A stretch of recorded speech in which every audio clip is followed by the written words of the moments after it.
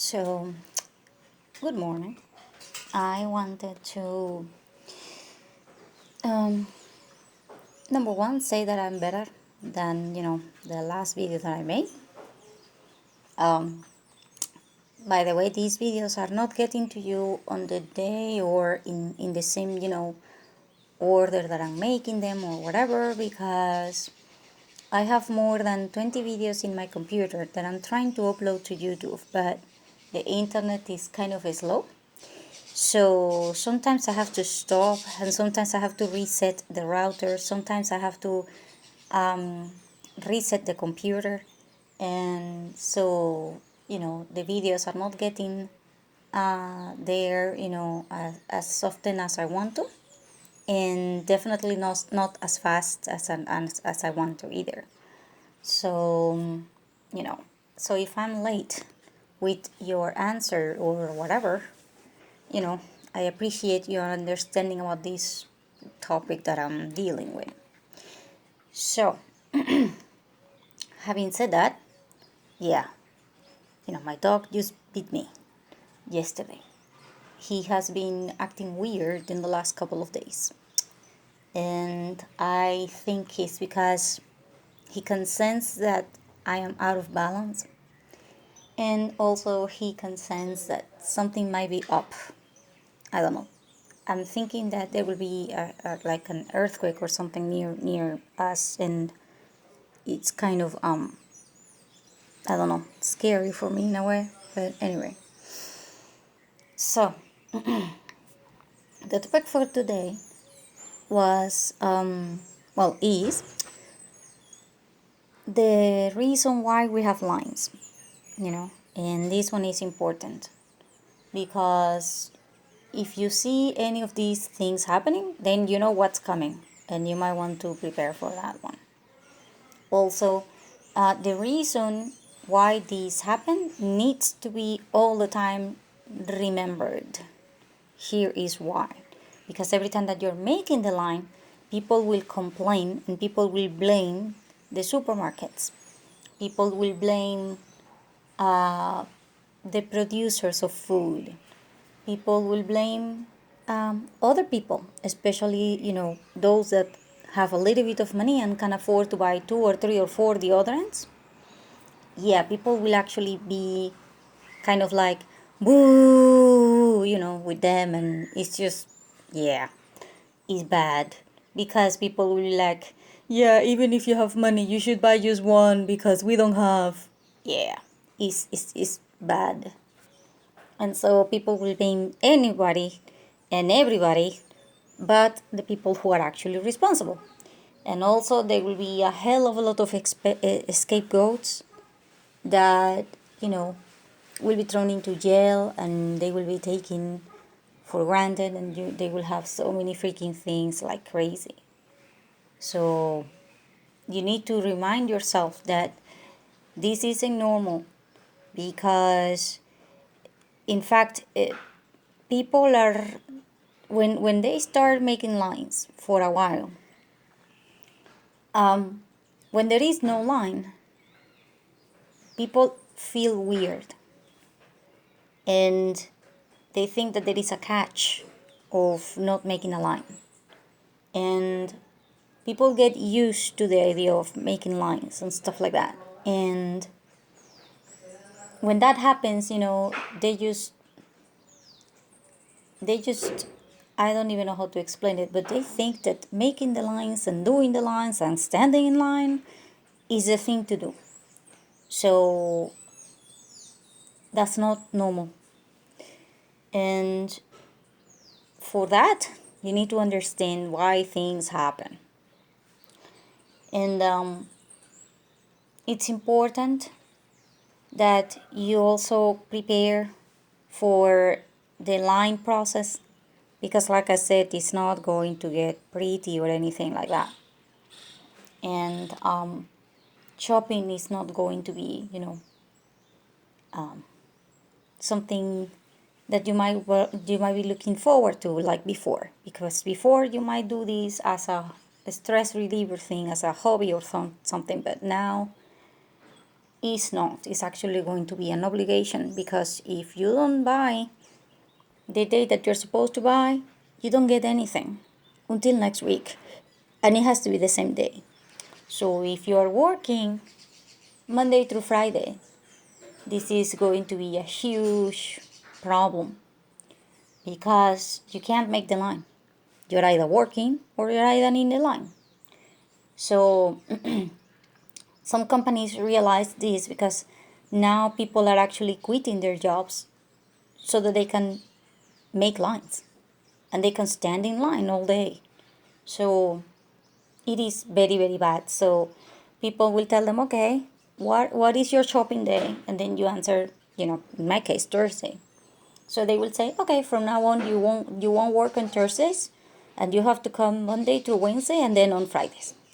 And then you're like, oh crap. So basically, you are getting a day that you do not get bonuses or work money or whatever out of the 5 days. But now you also have to spend the whole day worse than if you were working. Because for some establishments, like I said, you have to be there Wednesday since 7 or 8 p.m. and it is bad. So so basically, you get out of your work at 5 p.m. on Wednesday, and then at 7 or 8 you have to be at this place making a line, and you can't sleep home or whatever, even if you have a terrible day on your job or whatever. So it's affecting couples also. It's affecting everything. So now, having said all of that, this is what we went through, meaning that it is past. We, I don't know, we are kind of expecting it to come back, but at the same time we're hoping not to make it to come back. And that is why not everyone is on their right head right now, because they are wondering how they are going to adjust to making lines and standing in lines and stuff like that, which is insane. And by the way, your shopping day is going to be different depending upon the supermarkets that you go to, because some people get so pissed that you only get one day during the week that there were people that were so pissed with other supermarkets and pharmacies and stuff, that they decided to talk to them and said, hey, you can't all have Thursdays for me. You can't. Because if I'm sick or whatever and I can't do it that Thursday, I'm screwed. So supermarket A has to be Thursday, but supermarket B has to be Wednesday or Monday or other day. So, oh crap, that created a hell of a lot of other issues, because now you have, supermarkets that will have a different system. So for certain places, I'm supposed to buy on Thursday, but other places I'm supposed to go on Monday, and other places I am supposed to go on Tuesdays. So I am kind of like, what? Yeah, elderly people are like, what? So basically, you have to go out of your community on Mondays or Wednesdays if you want to buy the food and the things in other communities.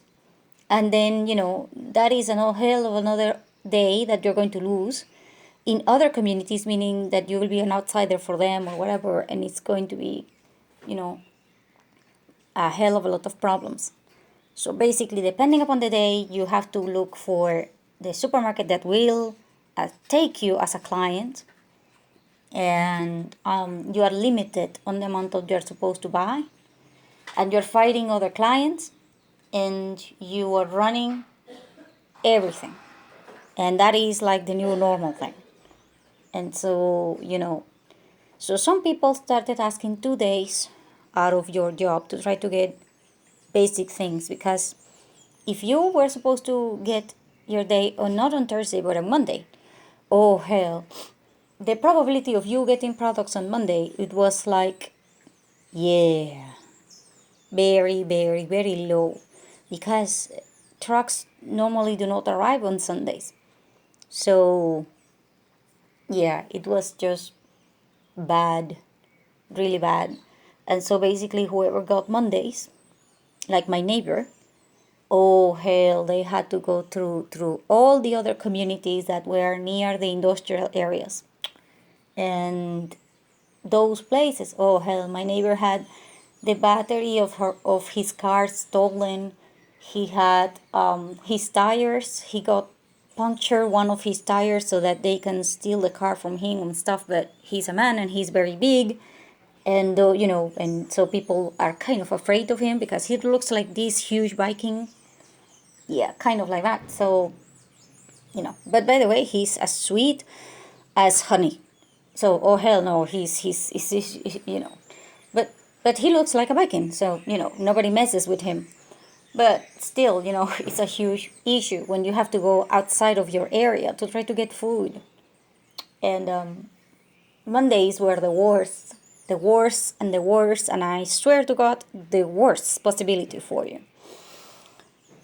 And then, the second worst was Thursdays and Wednesdays. And then, the two best were obviously, Mondays and it's actually Tuesdays and Fridays. Those were like the two best, but whatever. So anyway, so if you have to ever pick a day, pick either Tuesdays or Fridays.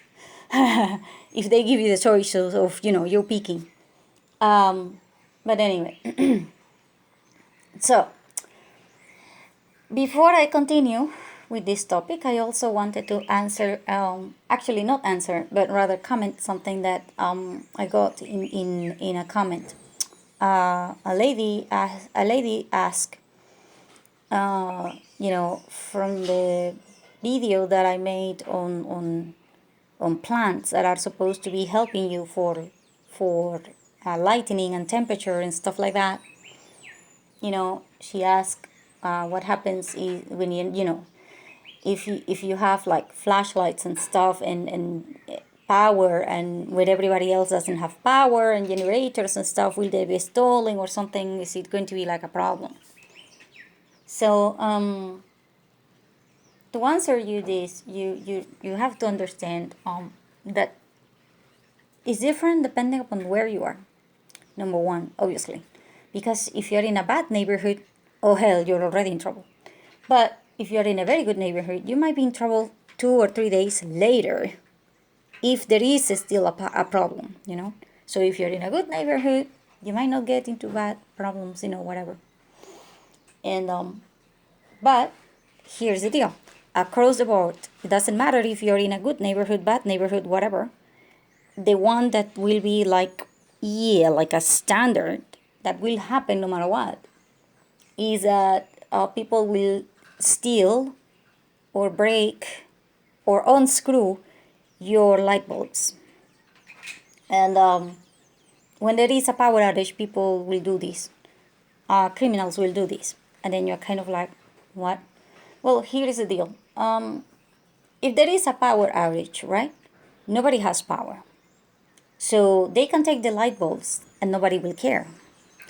And if the power comes back in, you still, as a criminal, have an advantage, because people will not know that you don't have power in a certain area, as in you don't have light in there because there is no light bulb. So people are not going to go at 10 p.m., turn on the car and trying to go to get a freaking light bulb to put it on at 11 p.m., right? People don't. People just be like, yeah, tomorrow I will take care of it. Yeah, you see, if you're going to commit crimes, you need to be in the dark, because you can't face someone straight away, straight ahead, because that person might defend themselves or whatever. It's kind of like you want to attack the woman in a parking lot, but if the parking lot is broad daylight and she doesn't have reason to fear, because there is light and there is everything, then she might put up a fight. But if she's in a parking lot and it is dark, it's completely dark, and it is in a basement, oh hell, so that's the point. They want to turn the parking lot, instead of a broad light daylight thing, with plenty of light or whatever. They want to turn it into dark so that they can attack you without from the shadows and you don't know, not knowing. So people will steal the light bulb for that reason. They want you to be in the dark, a particular area, like a corridor or something that they can go through, and so that nobody will know. Number two, because if you don't have money for buying food, then you still need lights in your house. So people will steal the freaking light bulbs because you all they have to do is screw them. And you can get them to your house. And you don't have to pay for them. And nobody will care, nobody will notice. So people will steal those for their house.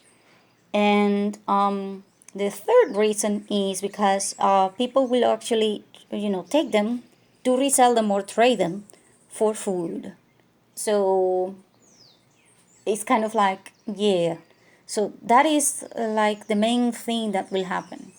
If you're worried about your generator and stuff like that, yeah, you like I said, depends upon where you are, depends upon how bad the situation is, depends upon the look of the generator, because if it looks too old and greasy and stuff, people won't take it. But if it looks shiny and portable and new and chic and pretty and like a girly thing, oh hell, they will take it. So it will be kind of like that. And if it is unprotected or protected, if you have a dog there, if you don't have a dog, there are a lot of things that will come into play. But light bulbs, oh hell, light bulbs are just, there. And light bulbs is just one of those things that, they want to take you out of the light bulbs. They want to take them out because it's important. So you need to protect your light bulbs. I have talked about it in another video about how you are supposed to take a screwdriver and then put like a nail, not nail, but a screw thing. But it doesn't work with all kinds of light bulbs. Use certain kinds of light bulbs. I have said this before in the other video, so you might want to look at that one up. And about how to put it in screw and things, so that if you're going to take the light bulb, you can't unscrew it from the calmer. You will actually have to get a screwdriver, you will have to disconnect the current and things like that, and then it's kind of problematic, so they will go on to the next light bulb instead of yours. So kind of like that. So now moving on, why do we make the lines? So in 1999, when Chavez came into power, we didn't have a lot of economical problems. Half of the people, if, all you have to do was work. And if you were stressed, I swear, if you were stressed out, try to imagine you being in the US and you are stressed out. So you said, yeah, I'm pissed, so I'm flying to Cancun, from Friday, and then I will come back on Sunday. Yeah, and I'm just going to go and drink the hell out of myself on Cancun or something, and then I will come back. Or I will go to a spa in Cancun or something, and then come back. Yeah, kind of like that. We were kind of like that. We were not going to Cancun because it is too far away, but people paid for visits to Los Roques, which is like a paradise island here. Oh hell, it's a really, really, really paradise island here. And if you didn't go there, you go to Aruba. And if not, you go to Curacao. And if not, you go to Trinidad and Tobago. If not, you went to Margarita. If you not, oh hell, you have a hell of a lot of islands that are nearby that you can just, jump into a plane, take it for 20 minutes, and then be there, and then enjoy yourself, and then come back. The problem for you might be to get a hotel because, oh hell, it's just like, yeah. Because everybody, when they're pissed, they are leaving. They are going to the beach. They are going to travel. And if you have a little bit of more time and more money, you will say, yeah, I'm pissed. I'm going to the US to go shopping. Yeah, that is how good the economy was when it was 1989. And in fact, if you talk to somebody and they didn't have a car, you were kind of like, what? Why wouldn't you have a car? In fact, this is something that, is a statistic that most people just don't get. I mean, I talk about it with my friends that are abroad, and they were like, what? That just doesn't make any kind of sense. Yeah, like I said, it's Venezuela. So whatever the hell you think it doesn't make sense, yeah, that will happen here. So, you know, each person will get one TV. You get a TV per person. It's just like if you go to any single house and you don't have one or two TVs, you know, one TV for the living room, one TV for the kitchen, one TV for a person's, you know, it's just like, yeah. In fact, when you're coming to this country, you can see that every single house will have direct TV or will have, you know, several things for having fun. Because Venezuelans are known for partying. Like 99% of the time, you will find a Venezuelan partying. It's like in a culture thing. If you are not partying, something is wrong. And something is wrong means that you're probably just one of out of every, you know, one of every 10 chances or something. Because the other 9, oh hell, you're partying. And if, like I said, if you're stressed, you just travel and then you spend the money and then, you know, you go to a spa, you go to a massage, you go to whatever, you know. And this is true for about 50 to 60% of the population. I do mean that, you know, the statistic, because I actually did the study with all of my friends at the university, and I talked to a lot of people from all over the place, the backgrounds and stuff, and it was just kind of like that. You were considered to be in trouble if you didn't have money to buy a car. If you didn't have money to buy a car, then you were kind of like, oh crap, you're in big, you know, deep, you know, hole in economically things, because that means that you are screwing up something. And the possibility of you being poor, it was just like, yeah, probably 1 in 50, you being poor. And it was, everybody knew that it was because you didn't want to work, or because, you know, you just bad luck. Like, and that was like 1 out of 100 people that actually got into really, really, really freaking bad luck. Because, you know, there are people that will be cursed or something. But other than that, oh hell no, it's just, no, not happening. Unless, you know, you're telling me that you ran away from home and you don't have papers for working and stuff like that, yeah, then, you know, like I said, bad luck. But other than that, oh hell no. But Chavez came to power, and then, you know, the people that, you know, didn't have money to go to Aruba during the weekend, and that is kind of like half the population. He told them that they didn't go to Aruba or to these places because other people were traveling there. So basically, he said, it's not your fault that you're not going to Aruba. It is, you know, that person's fault because they are traveling and you're not. So this is because of the prices of food, which was ridiculous, quite frankly.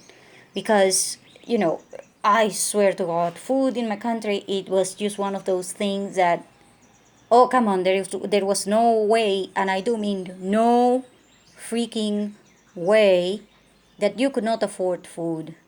Because I can prove it. My grandmother had 25 freaking kids in her house. You know, 19 kids were her own. 19. And she was able to raise all of them with the salary of a teacher, because my grandmother was a teacher. And my grandfather was a worker for construction things and stuff like that. Kind of like a contractor for electricity and mechanics and stuff, and he did everything, you know, kind of like a handyman thing. So sometimes my grandfather didn't have a job and he didn't have money. So, oh hell no, and my grandmother raised all of them. Try to imagine you raising 25 kids with your freaking salary. And my grandmother did, okay? So they were having troubles. Oh hell yeah, they couldn't afford a car. That's like, yeah, they can't afford a car. If you can't afford a car, then you know you're in trouble. But that is the main problem. But you having problems with food? Oh, hell no. Because, it's just not happening. Not one of the 25 kids of my grandmothers ever went hungry. Not once. So, hell no. They were not hungry, and people can afford food, and it's just insane. But, you can say that this was a long time ago, generation, whatever.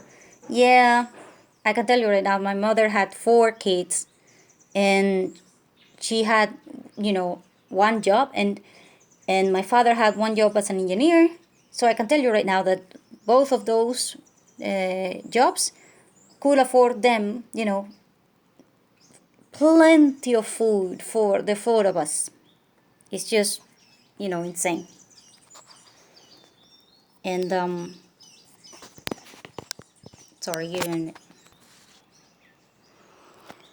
Okay. And buying food, it's like, yeah, your salary was supposed to be able to buy you food for 4 people, and I do mean 4 people, for a full month, and it will still give you money to spare so that you can pay for transportation. That was kind of like how they determined the salary for you, okay? The minimum wage salary was determined by how much average food 4 people will need for a full month and the transportation cost. Kind of like that. That was the minimum wage. So, oh hell, you have a lot of money, to buy food. And the food that they were asking for the average, it was very, very, very high. It was like, yeah, you're eating like if you were going to be a pig and you're going to be sold by the weight. Yeah, so whatever. Point being that the economy was very, very, very good. But Chavez decided that the cost of the food was a problem for the economical problems, meaning the fact that nobody could travel, according to him. So he decided to create 3 types of exchange rate for the US dollar versus the Bolivar. So the number one was the regular one, meaning the rich ones, meaning, you go to a bank and you buy the US dollars and that's it, that one. It was called like the rich one. Now, there is a second one in which he said, I am allowing people to travel, because it is not fair, like he said, it's not fair that only half of the population can travel to Aruba during the weekend or stuff. So, he created a second kind of exchange rate, which was half the price. So let's say, because I don't remember the exact amount, but let's say that 1 US dollar was 100 bolivars. He created this new deal in which you could buy $1 for 50 bolivars, and you get 2,500 every year. So all you needed was go to the bank, ask for a credit card, and you get it, and then you get $2,500 for 50 bolívares instead of 100. So can you imagine what people did with that? Yeah, people went absolutely nuts, like crazy. People stopped working to travel, to bring back the money and sell it so that they could have the trip for free and then, do it again and stuff like that. I mean, you can imagine the possibilities, right? Because if you're buying something for 50 but you can sell it for 100, yeah. Now, as if that was not enough, yeah, he decided that, the people that imported food or medicine, and I do mean imported, I don't mean producing, I mean imported. If you imported food, you could buy the US dollar at 5 or 10. I think it was 10. So let's say 10 for argument's sake. So people went kind of like, what? You can buy dollars for 10 bolívares instead of 100? That is a huge gap of 90. So a hell of a lot of people created companies that were just phantom companies. They just created it so that they could ask for that money. And they created, oh my God, they gave trillions, and I do freaking mean trillions of dollars to these people so that they could import food for a price of 10 instead of 100. And this created such a huge gap because some people actually thought that this was a good idea, and some people actually went with the idea, meaning that they went ahead and actually bought food and medicine and brought it here. And then so all of the suddenly the supermarkets were filled with caviar that costed you cents, or not even anything. And people were importing caviar and things that oh my God, I swear the my country looked like at that time, I swear you went to a supermarket and it was impossible for you to choose because there were like, oh my God, it was just insane. There were like 20 brands for the freaking powder milk. It was just, you could eat salmon and caviar every single day, and you can drink the best scotch and the best things, and oh my God, and you will spend nothing because the price was regulated, since they were giving the money to these people to import the food at a very regulated price. It was insane because the people that actually produce things here locally, they were selling a bottle of water for $5, and then you were having caviar next to it that was cents. So it didn't make any kind of sense. The economy started going out of the window. The economy, I swear, I think that if the economy was a person, it's like, yeah, I'm declaring myself insane and I'm leaving. And I'm leaving, I'm just shutting down, and that's it, So things went absolutely crazy because people that were producing here were going bankrupt. Because of course, if you can buy caviar and things like that for cents, and then you have to pay a hell of a lot of money to try to get something that is locally produced, then what the hell are you going to do? People were traveling, people were eating, people were buying yachts and stuff like that they didn't even need or wanted in the first place. And people were traveling, people were going crazy. It was like what the hell? And by the way, they did this in India as well. India used to produce all kinds of coconut oil and ghee and stuff like that they use for their national cooking.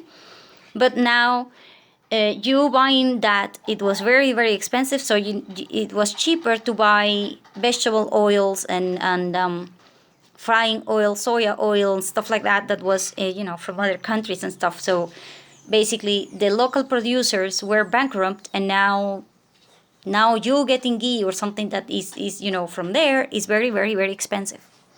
So it was like a market shift that destroyed the local economy and destroyed a hell of a lot of jobs, and it was insane. Okay, so few months later, people were starting to notice that now nobody is importing any food.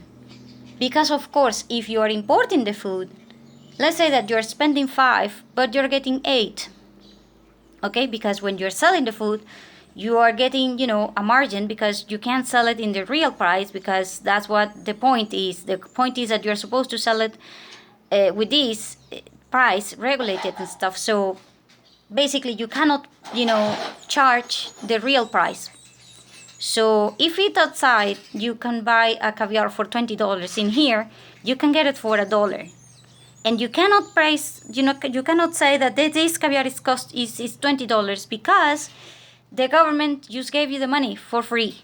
So no, you can't. So it's insane. So people started to think, yeah, I'm sorry, I'm not importing anymore. I'm just going to take the money and I'm going to sell it for $100, and then I'm going to continue doing that. Because I'm making 95 bolivares with nothing. Just because I can. So people did not buy any more food or medicine, and they were not importing anymore, because you could make a hell of a lot of money by not doing that. Because people still needed to travel and buy US dollars, and they were paying 100. So, hell no. And some people actually started thinking that this was totally insane, so they actually started leaving. Because they were kind of like, I don't get this thing, I don't get this economy, I don't get anything, so I'm leaving. People started panicking and leaving. And local producers went bankrupt, and of course. And so some companies were kind of like, yeah, we're not producing any food either, because producing this food is costing me $5, and that means 500 bolivares, and I'm sorry, I just can't afford it. So, now things are starting to get really, really complicated, because now there is no local production, and there is no more imports. So people are going crazy in the supermarkets, because now you can't find absolutely anything. And so the government decided, okay, you have to, put a tracer in the trucks and stuff like that, and then you have to deliver these kind of things. And then, they started saying to the companies, yeah, you are doing a bad job, and this is all your fault. So we are taking over the companies. And it was like, yeah, so the government took over the companies for producing the food, even though that they have no idea how the hell to do that, and stuff like that. And then things got from bad to worse. And then the regulated products started to happen. So basically, if you wanted to get the products, because they were very scarce and stuff, it was like, yeah, people wanted to get them all, so they started making the lines, and then it was a hell. And then the whole thing started to self-regulate in each community, depending upon where you were, how you handle that, how the supermarket owner handled that. It was like really, really, really bad. And at that point, um, counterfeited products started to happen. This was horrible. It actually killed people, especially kids. And some people ended up, having to have, it. It was just insane. So you needed to, now you can't, I mean, you were even having problems with the counterfeited products in legal places like pharmacies and supermarkets, because people were counterfeiting the products and exchanging them in the trucks, because now the trucks, some of them were not, protected by National Guard and police, and now the trucks have to be protected. Now the trucks are, being attacked, and it's just like a movie. And you don't know what the hell to expect and what the hell to do. And so here, it totally, and I do mean totally, totally, totally, totally will depend upon the people in your community. And your community. And I do mean your freaking small, and I do mean very small, like a radius of 3 or 4 blocks. Each community will be that big, 3 or 4 blocks. And depending upon, of course, where the hell are the supermarkets and stuff, but that's kind of like the radius for that thing. So it was really bad. And people started blaming other people that were buying bulk. People, went crazy. And now you have problems getting anything, because no one is importing. And by the way, at this point, the government ran out of the money, because of course they gave trillions away. And now the government does not have any money. So they don't know what the hell to do. They are trading, they are changing, and I do mean changing literally, the currency 1 time, 2 times, and 3 times, and still is a big problem, which created a hell of a lot of drama with the cash situation. And of course, it's also created a lot of inflation, because if you go to the supermarket and every single person that then has $100, then everybody will buy kind of like, equally. But let's say that now all of a sudden, you have people that have $10,000 going into the supermarket, and they are like 5 or 4 people that have $10,000, and then somebody shows up and then they have $25,000 to buy the whole thing in the supermarket. What the hell are you going to leave for the people that have only 100?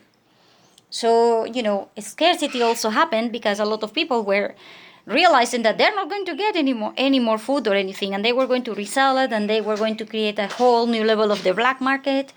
And then, it was like this insane economy that became 4 economies at the same time.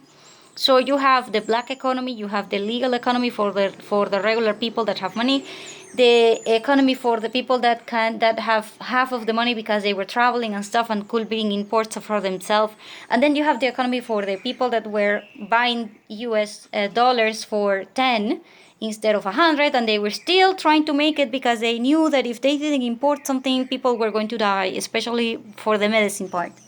So they felt like it was their duty because, the idea was good, according to them. So it was like, okay, so now you have 4 different pricings, 4 different places, 4 different economies, 4 different clients, 4 different things for everything. And now this is just, for the pricing of the products. It's not how you pay for them. So how you pay for them is completely insane, and it goes into a hell of a lot of new drama. And if you have never played Monopoly, yeah, kind of like you playing Monopoly, there are places in my country in which there is no cash, so they actually created bills, like Monopoly bills, and they are not, legal tender, as in the whole country, but they will work for that. And it's like you playing Monopoly because people in the community organize themselves, so they have their own freaking currency. It's like, okay, my neighbors and I are having a new currency and it works for us, and it is, yeah. So the whole new drama for the cash is just, I swear, if I was trying to make this up for for one of my novels, I might not be able to come up with something that crazy. But it is, it is what it is. Like I've said before, my country is a country where miracles happen, and it's just insane. And that's why I was so upset for the last few days, because I was kind of like angry a little bit with God, because I'm kind of like, why is this taking that long? Because I don't know, I'm expecting a miracle, okay? And Venezuela, I'm allowed to expect a freaking miracle because this is a freaking country of the freaking miracle, so I'm expecting that. It's kind of like I don't know, it's kind of like a given thing, So it's kind of like you being in I don't know, being in Africa, and then you saying that something from Africa doesn't happen, like you wanting to go to the freaking Serengeti Park. If you're in Africa, of course you have the right to be in the Serengeti Park, But, whatever, it's kind of like that. I'm in Venezuela, so I'm expecting the freaking miracle, and I'm pissed that I haven't got it yet. So, but then, I drank a lot of juice and a lot of hot things, and then God asked me if I thought that I could do a better job. And then I was like, oh, hell no, I don't want to be God. And then he said, yeah, so if you do not want to be God, then leave me alone. You're not telling me how the hell to do my job. So, yeah, I got kind of like that answer in my head. So, I'm not telling God what the hell to do, and I'm not telling him how to rush it or whatever. Because, I don't want to be him. I just kind of feel a little bit, like in an urgency. Because, I don't want to go through all of that again. I just don't want to. But at the same time, I don't want to leave. Because I just want to see the freaking miracle, And I do not know how the miracle will work out. But this is Venezuela, so I'm guessing that Godzilla will show up. Maybe. I don't know. There is a poll going, and like I said, 30 to 70, 30 saying that Godzilla will come first, and then the 70 mean that the alien will come first. But I don't know, whatever. Point being that, I'm kind of like, yeah. And by the way, I got a miracle yesterday, from Venezuela, meaning yesterday there was several videos, and God says, this is why I'm busy. I swear, that was what like I was thinking when I saw all these videos yesterday for what happened yesterday. Yesterday there was a plane that was supposed to go from Venezuela to Mexico. And the plane, we have a shortage of fuel. Okay, that I've already mentioned. So there is no freaking fuel. And someone decided to upload extra fuel for this plane. And I am kind of like, so we have a shortage of fuel, and you're thinking that if you put, double the tank, then you're not going to have to fill it up again when you come back the plane or something. I don't know what the hell it went through that people's head. But the point is that the plane was leaking freaking fuel, okay? So everybody was filming, like crazy. And someone decided that the best way to deal with, a plane that is leaking fuel was to take the plane to the parking lot where everybody else is, near the cars and stuff like that. Yes, I know, but that's what they were thinking. And then they took the freaking plane there, and then they decided that the best way to handle this was throwing water at the gasoline. So I was kind of like, what?